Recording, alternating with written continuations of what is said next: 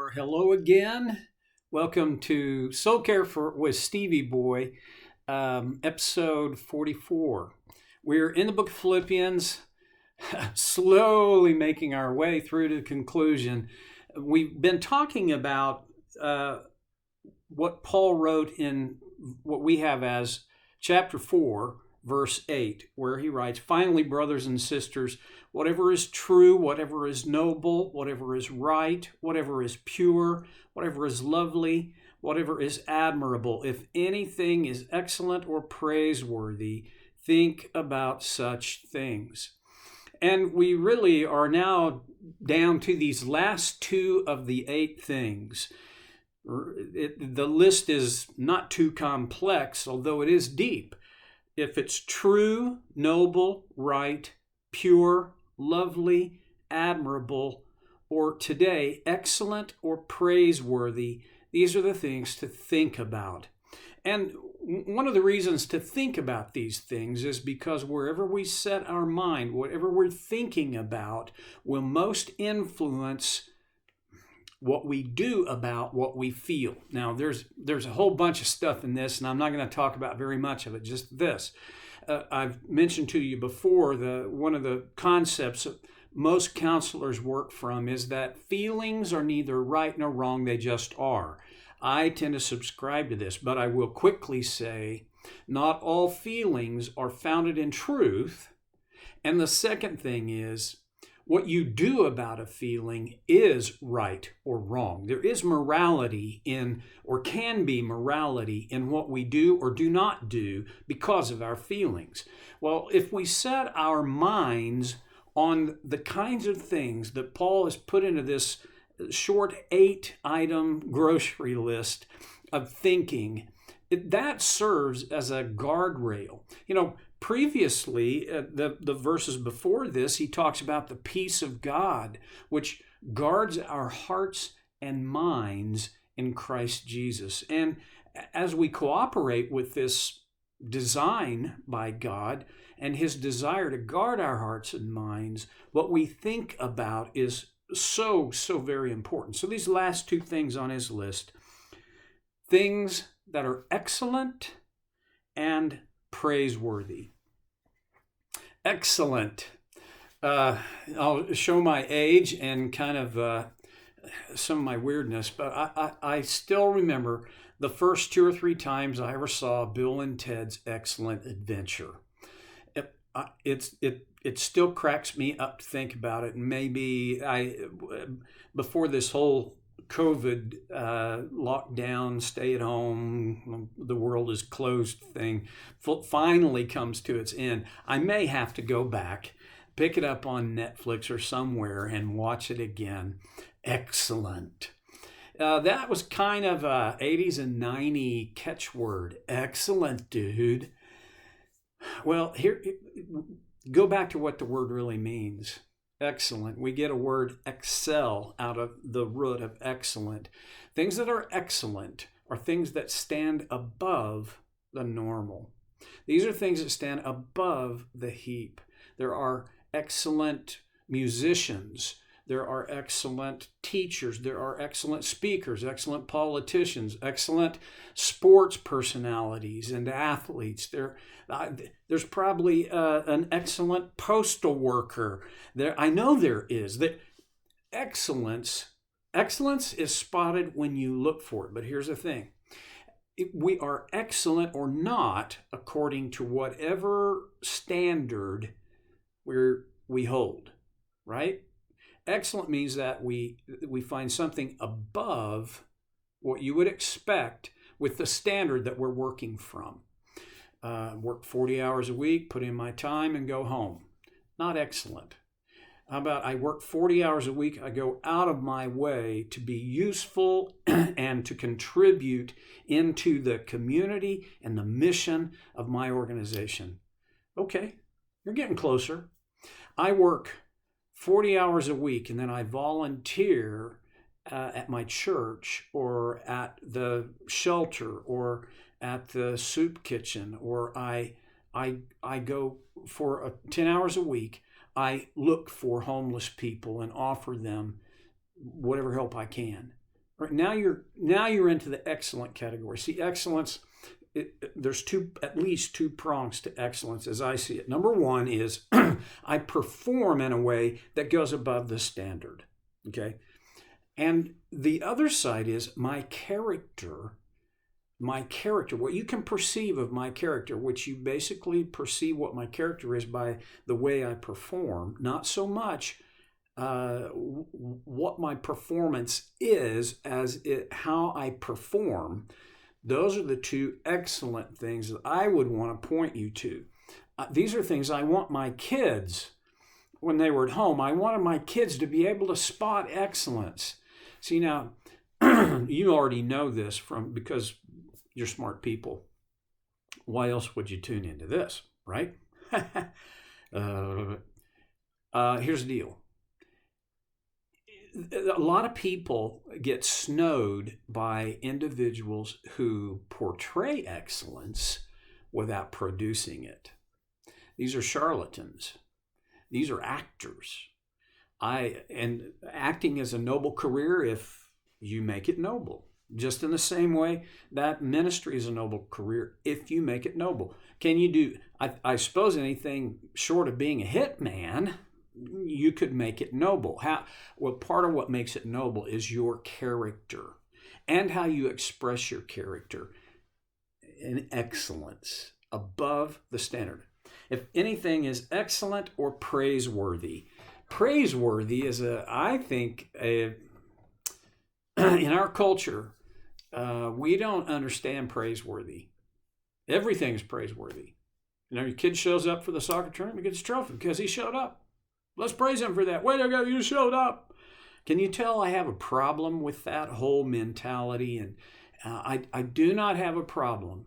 Listen carefully to this. I really don't have a problem with helping kids achieve a healthy self-image. I believe that is one of the privileges and responsibilities that God gives parents, teachers, influencers in our children's lives. But you don't praise people for every little thing they do unless you're a grandparent. And then they burped. Oh man, that kid burps better than any kid I've ever. Right? I know, I've been there. And obviously, a lot of what you praise and the things that you find to be praiseworthy are set in the context of what matters to you. My grandkids matter to me. So do my kids. So do my friends.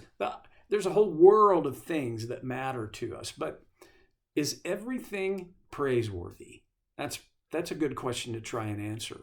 Because not everything truly is praiseworthy.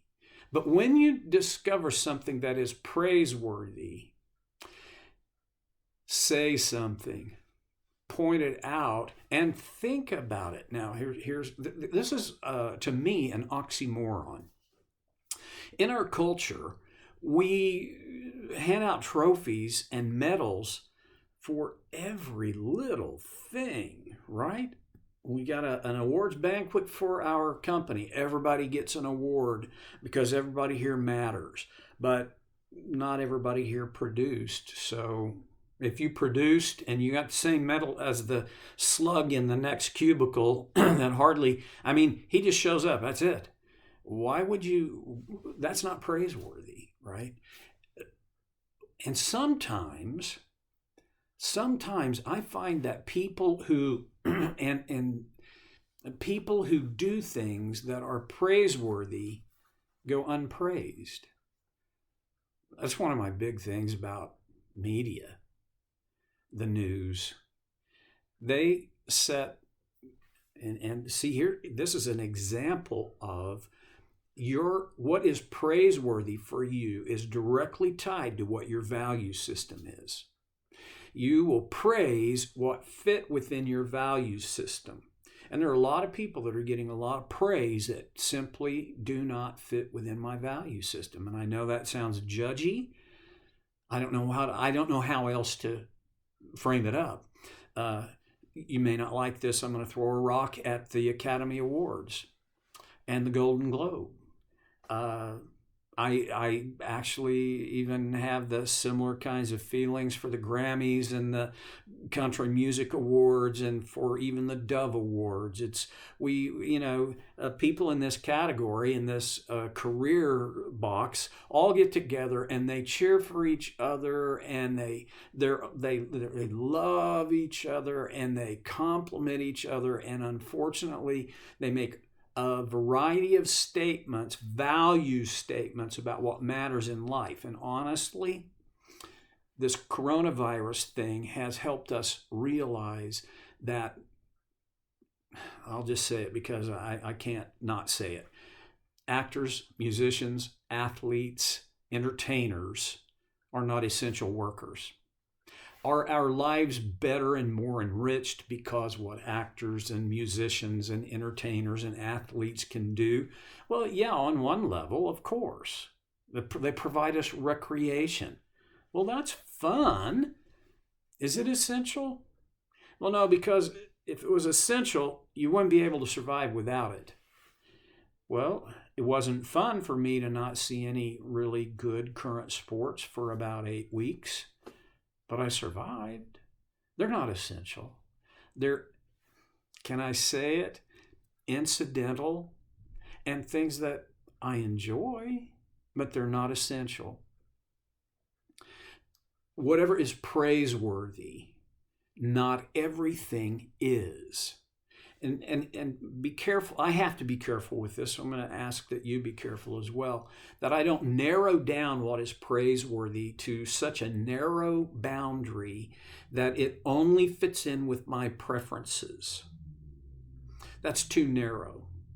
There's a much better category confiner, and that is God's design and desires.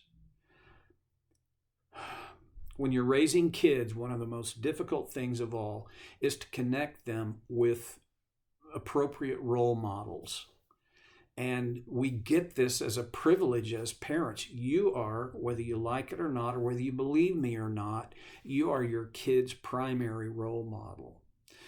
And so we need to conduct ourselves in a praiseworthy manner. Here's the other thing on that, and I could go days talking about that whole thing, but quickly, when your kid does something that is praiseworthy, praise them. I know when I grew up in the church, there was this idea, but you don't be praising them too much because they'll get a swelled head, and that will not be good. They can't be humble if you praise them too much. Well, yes, there's an element of truth in that. But if you praise them for every little thing, that is counterproductive. But when they do well, when they express themselves well, when they do well at school or on the athletic field or even in their relationships, if it's praiseworthy, first of all, think about it and then talk about it. There are some parents whose kids have kind of gotten off the rails. Kids of teenagers or parents of teenagers often have struggled with this, what I think basically comes down to a push to individuate. In other words, this is a God-given characteristic that adolescents have of making both themselves and their parents uncomfortable enough that when that moment comes and they leave the nest, there's not too many tears. They're ready to go and we're ready to see them go. It's not always that way, but when your kid's in that push for an individuation, it is so easy to see only the things that irritate you. And when you think about that more than you think about what is praiseworthy about that kid, guess what happens to the way you relate to that kid? Nothing very good. So whatever is true, noble, right, pure, lovely, admirable, excellent, or praiseworthy, think about such things. So my challenge is that we will, there's two challenges. Number one, I'm going to do my best before we get together again to memorize this list. And number two, I'm going to challenge you with that also. But then number two for me is to think about such things. Set my default to think about such things. Well, I hope I get to connect with you in this way next time for Soul Care with Stevie Boy.